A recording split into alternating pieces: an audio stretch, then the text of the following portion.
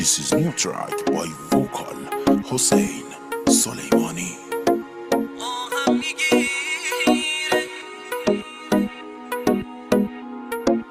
Arrangements by افشین آذری. امروز و فرداست که تو تنها بمونی، قدر من رو بدونی، اما دیره، اما دیره.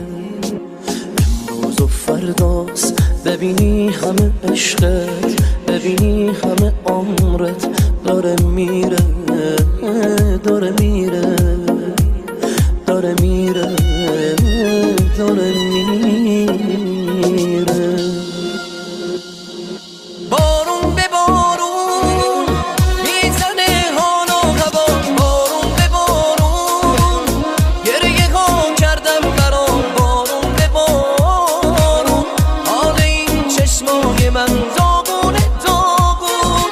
آهم میگیره تو همین روزا تو رو، آهم میگیره جوری بهت میگه برو، آهم میگیره قلبمو کشتی حالا، قلب تو باید بمیره.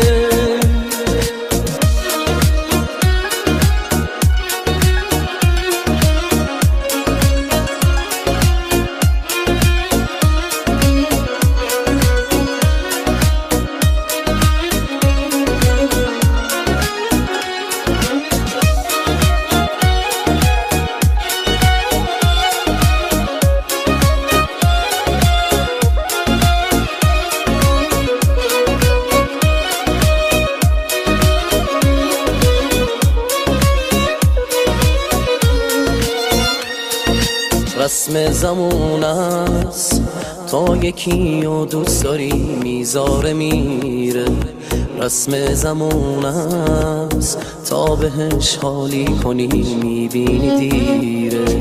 واسه تو انگار مردی و نامردی هیچ فرقی نداره، رسم زمان است با صداقت عاشقی معنی نداره.